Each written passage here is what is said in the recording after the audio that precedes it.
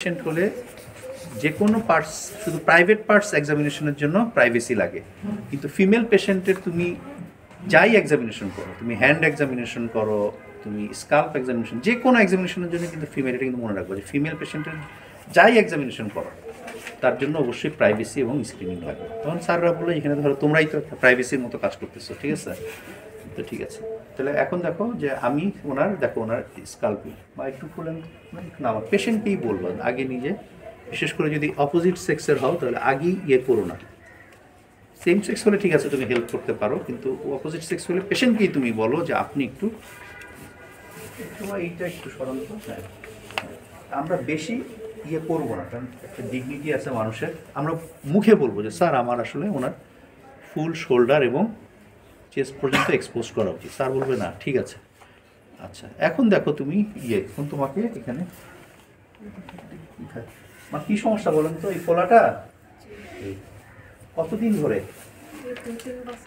2-3 বছর যাবো, আস্তে আস্তে বড় হচ্ছে। আচ্ছা, ব্যথা আছে? আচ্ছা, একটু ঢোক দিলেন তো। তাহলে দেখো এখানে একটা মনে হচ্ছে যে একটা হা করেন, জিভটা বের করেন, নিয়ে গিয়ে আবার হা। হ্যাঁ, অনেকে সরাসরি জিভ বের করতে বলে, তা না, আগে হা করেন তারপর জিভ বের করেন। এতে সুবিধা হবে কি, তুমি দেখার সময় পাবা।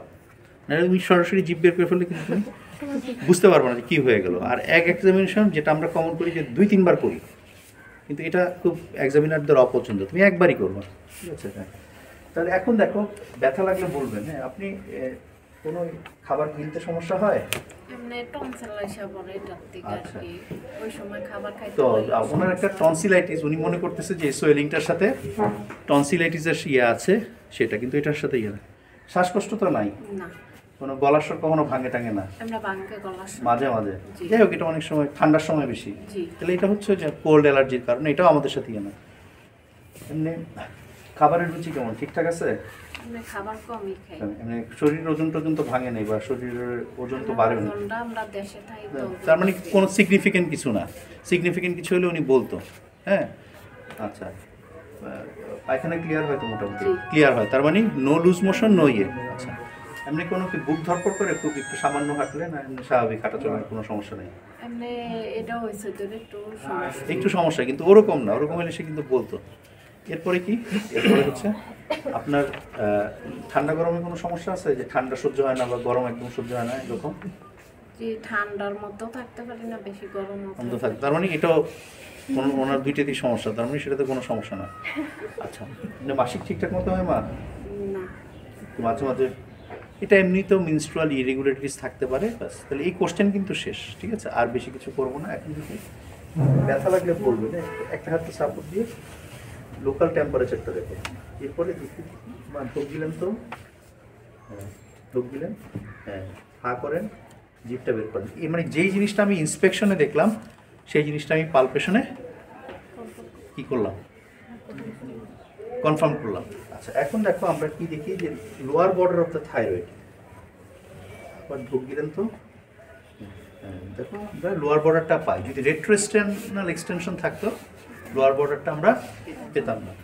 আবার এখানে দেখো ট্রাকিয়াল ট্যাগ, মানে ট্রাকিয়াটা সেন্ট্রালি পজিশন কিনা দেখো।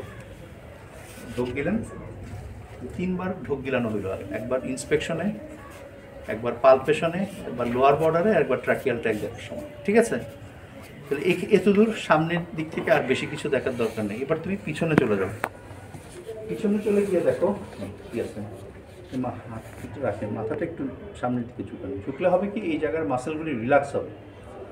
দিয়ে আবারও এখানে বলে একটু ঢোক গেলেন তোমার। হ্যাঁ ঠিক আছে, খুব বড় থাইরয়েড না।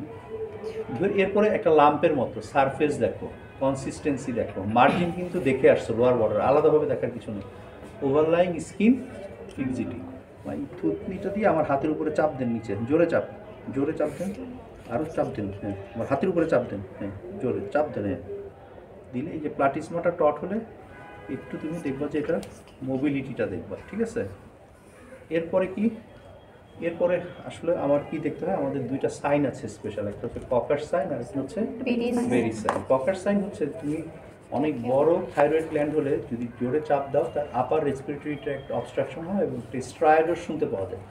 এখানে চাপ দিয়ে শ্বাস শুনতে জোরে, না, এরকম কোনো সাউন্ড শুনতে পাওয়া যায় না, তাহলে ককার সাইন ইজ নেগেটিভ। এটা বেশিরভাগ ক্ষেত্রে মেলিগনেন্ট বা আর বেরিস সাইন হচ্ছে মেলিগনেন্ট থাইরয়েড যদি হয়, অনেক সময় এটা পিছনের ক্যারোটিড শীটকে ইনফিলট্রেট করে, তখন তুমি ক্যারোটিড আর্টারির পালসেশন পাও। ক্যারোটিড আর্টারি কীভাবে দেখতে হয় দেখো, থাইরয়েড কার্টিলেজের আপার বর্ডার আর স্টার্নোক্লাইডয়েড মাস্টয়েডের এন্টেরিয়র বর্ডার যে জায়গায় ইন্টারসেক্ট করে, এই জায়গায় দেখো একটা করে দেখবা, তার মানে এখানে আছে, এবং বুড়ো আঙ্গুল দিয়ে দেখবো এখানেও আছে, তার মানে বেরিস sign is also negative. Last যেটা যে আমি বললাম স্কাল্পে মেটাস্টেসিস কিনা, এইভাবে একটু স্কাল্পে হাত বুলাই নিবা, ঠিক আছে? হ্যাঁ, পেছন থেকে। এখন শেষ হয়নি কিন্তু পেছন থেকে একদম, এখন বাকি রইল কি লিম্ফ নোড। লিম্ফ নোড তোমাদেরকে দেখাইছি না, এই যে সাবমেন্ডিবুলার, প্রিঅরিকুলার, পোস্টোরিকুলার, এদিকে ইয়ে করে upper jugular, middle jugular, lower jugular, আবার এদিকে ইয়ে করো, তাহলে এই স্টার্নোক্লাইডোমাস্টয়েড মাসল রিল্যাক্স হলো, এটার এন্টিরিয়র বর্ডার বরাবর আপার থার্ডে আপার জুগুলার, মিডল থার্ডে মিডল জুগুলার, লোয়ার থার্ডে লোয়ার জুগুলার, আর পিছনেরটা পুরা নিয়ে কি পোস্টেরিয়র, ঠিক আছে? ঘাটটা উঁচু করেন তো, না এই ঘাটটা জায়গা নেবে, হ্যাঁ, এইভাবে সুপ্রাক্লেভিকুলার শেষ। এখন আসো আমরা সামনের দিকে চলে আসবো। আমাদের কিন্তু তাহলে কি হলো, থাইরয়েড গ্ল্যান্ড ইটসেলফের এক্সামিনেশন হলো আর লিম্ফ নোড এক্সামিনেশন হলো। এখন আমাদেরকে ওই যে হাইপার থাইরয়েড এবং হাইপোথাইরয়েডের জন্য তিনটা সাইন দেখতে হবে, একটা কি আই সাইন, একটা হ্যান্ড সাইন, আর একটা হলো হার্ট সাইন। হার্টের আই সাইনের মধ্যে মানে সোজা তাকান তো আমার দিকে, এই দেখো সোজা যদি তাকাই, যদি এক্সোপথ্যালমাস হয় তাহলে আমি তোমাকে বলি, দেখো আমাদের নর্মাল যদি আমরা সবাই সবার চোখের দিকে তাকাই, দেখো আমাদের আপার আইলিডটা আমাদের কিন্তু আইরিশের 1/3কে কিন্তু কাভার করে রাখে, আইরিশ মানে যেটা ব্রাউন, আর লোয়ার আইলিডটা দেখো জাস্ট আমাদের আইরিশের লোয়ার পোলটাকে টাচ করে রাখে, ঠিক না? যার এক্সোপথ্যালমাস থাকবে তার কাভার তো করবেই না, একদম আরো উপরে উঠে যাবে, এবং আপার হোয়াইট অফ দ্য স্ক্লেরাটা দেখা যাবে, লোয়ার হোয়াইট অফ দ্য স্ক্লেরাটাও দেখা যাবে, কারণ এটা তো আইবলটা তো প্রোট্রুড হয়ে যাবে, মানে আইলিড তাকে কাভার করে রাখতে পারবে না। মানে in exophthalmos both upper white of the sclera and lower white of the sclera would be কি এক্সপোজড। আর লিড রিট্রাকশনে কি হয়, আপার লিডটা রিট্রাক্ট হয়, লোয়ার লিড ঠিক থাকে।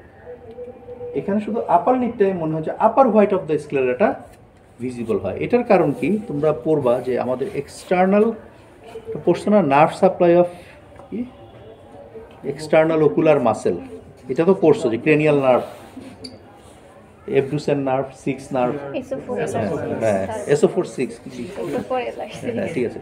কিন্তু এখানে কিছু ইন্ট্রিনসিক মাসেলস অফ মানে ইন্ট্রিনসিক ওকুলার মাসেল থাকে, যেগুলির সাপ্লাই হলো আসলে সিম্প্যাথেটিক।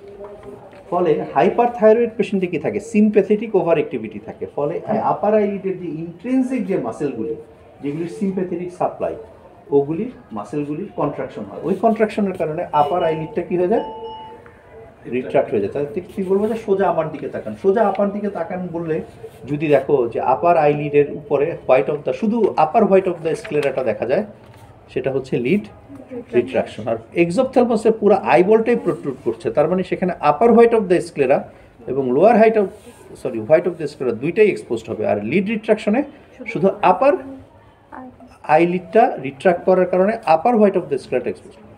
এবার আসলে লিড ল্যাগ মানে পিছনে পড়ে যাওয়া। লিড ল্যাগের মানে হচ্ছে the lead lags behind the eyeball, মানে আইবল যেই পেইসে দৌড়াচ্ছে লিড সেই পেইসে দৌড়াতে পারছে না।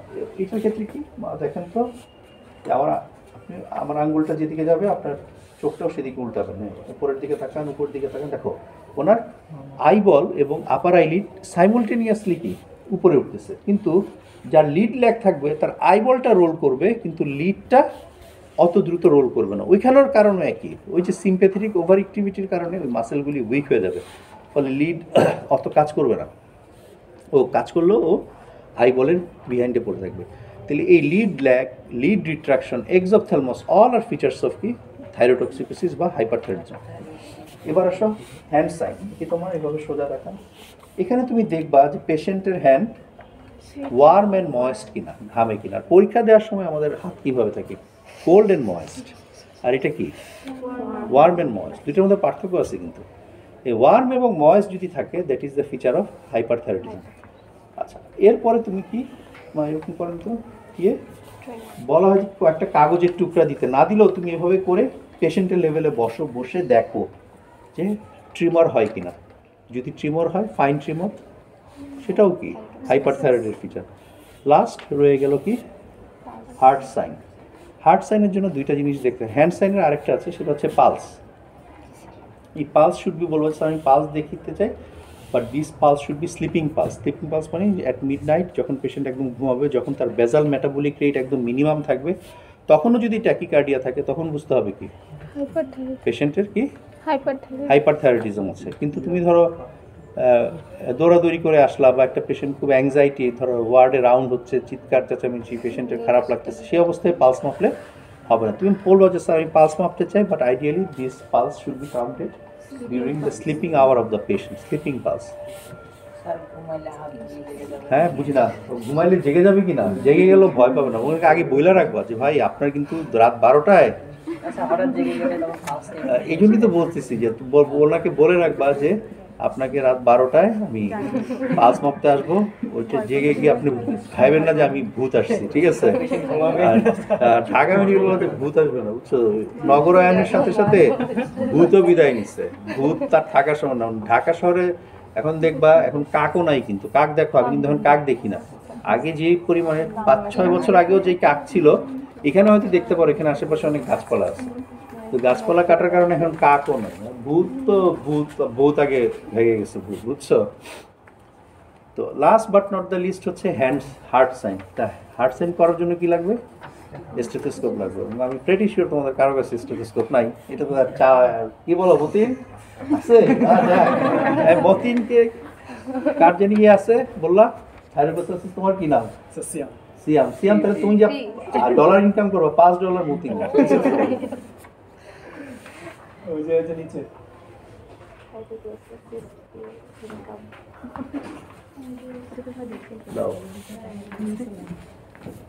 তাহলে জাস্ট বলবা এটা নিবা, নেওয়ার পরে স্যার বলবো যে দরকার নেই, কিন্তু তারপরে যদি দরকার হয় তাহলে জাস্ট দিয়ে কিছুই না, ওনার এখানে জাস্ট চেস্টের অ্যাপেক্স অফ দ্য হার্টবিটে গিয়ে তুমি দেখবা যে কোনো ইয়ে আছে কিনা, ঠিক আছে?